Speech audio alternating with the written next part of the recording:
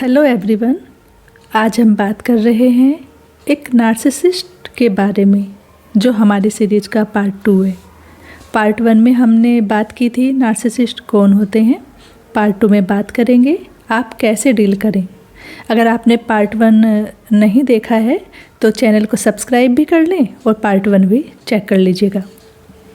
तो देखिए, नार्सिसिस्ट के साथ रहना क्या होता है वही बता सकता है जो रहा है और जिसने उसकी इस पर्सनैलिटी को झेला है या झेल रहा है। आई होप कि ये वीडियो आपके लिए हेल्पफुल होगी। देखिए, अगर घर से बाहर नार्सिसिस्ट है तो आप उससे पीछा छुड़ा सकते हैं, लेकिन घर में रहते हुए उसके साथ रहना बहुत ही मुश्किल होता है। उसको सुधारा तो बिल्कुल जा ही नहीं सकता, लेकिन कुछ टेक्निक हैं जिसके साथ समझदारी से और अपने आप को स्ट्रॉन्ग बनाएं थोड़ा सा, तो उनकी बदतमीजियों को भी कम किया जा सकता है और आप भी अपनी लाइफ को अच्छे से जी सकती हैं।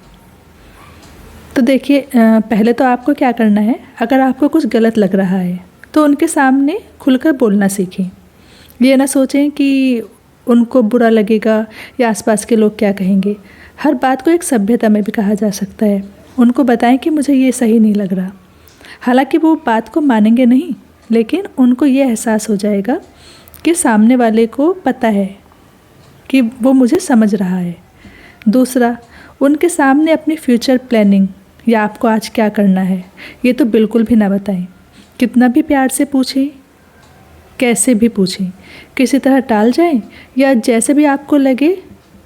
क्योंकि क्या होता है कि जब ये आपकी प्लानिंग पूछ लेते हैं तो इनका नेक्स्ट स्टेप जो होता है वो यही होता है कि आपकी प्लानिंग को कैसे ख़राब करें। मकसद कुछ और नहीं है, इनको इन चीज़ों में मज़ा आता है। जैसे नॉर्मल इंसान हैं तो उनको ऐसा लगता है कि घर में चलो कोई एक चुप हो जाए तो घर में शांति हो जाए।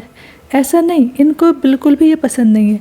इनको मज़ा आता है कि घर में थोड़ा सा टेंशन हो और कलह का माहौल हो, और ये लड़ेंगे नहीं, ये शांत रहेंगे, दूसरों को लड़वा देते हैं आपस में, और ख़ुद इनको एक सेटिस्फेक्शन सा मिलता है इन सब चीज़ों से। ऐसा लगता है कि मेरी वैल्यू बढ़ रही है। तो बस आप इन चीज़ों का ध्यान रखें, बाकी तो हो ही जाएगा, परेशान ना हो, सब चीज़ें हो जाती हैं। और आपके समझाने का इन पर बिल्कुल असर नहीं होगा, इसलिए समझाने में तो अपनी एनर्जी बिल्कुल वेस्ट ना करें। आप इनका कुछ नहीं बिगाड़ सकते क्योंकि ये चिकना घड़ा होते हैं। बस इनके साथ रहने का एक ही आसान तरीका है कि आप इनके साथ बाउंड्रीज सेट कर लें। जब आप बाउंड्रीज सेट कर लेते हैं तो अगर आपको इनके साथ काम भी करना पड़ रहा है तो आप एक तो फालतू नहीं बोल रहे हैं, क्योंकि अगर आप ज़्यादा बात करेंगे तो देखिए कुछ ना कुछ मुंह से निकलेगा ही, और ये आपका क्या प्लानिंग है, आप क्या चाहते हैं, आपको क्या अच्छा लगता है, ये सब इनको पता चलता जाता है। और ये उसी के बारे में सोचते रहते हैं कि उन चीज़ों को कैसे ख़राब किया जाए। और ये घर में बेचारे बन के रहते हैं। इनकी ये क्वालिटी होती है कि ये इतने चुपके से सब काम करते हैं कि सबकी सिंपैथी इनके साथ होती है, तो आप इनके लिए कुछ कह भी नहीं सकते हैं। और एक क्या काम करते हैं, ये कुछ ऐसा करेंगे कि आपको गुस्सा आ जाएगा और खुद शांत हो जाएंगे। वहाँ आसपास के लोगों को लगेगा कि आप ही गुस्सा करती हैं, आपकी ही आदत ख़राब है, लेकिन आपको इनसे बचना है। ये कितना भी गुस्सा दिलाएं, अपने आप को शांत रखें। अपनी बात बोले ज़रूर अगर बोलनी है, लेकिन शांति से बोलें। इन पर तो बिल्कुल भी ना भड़कें, क्योंकि ये चाहते हैं कि आप इन पे भड़कें और जो इनके पास के लोग हैं वो इनको सिंपैथी दें। यही इनका पर्पज़ होता है।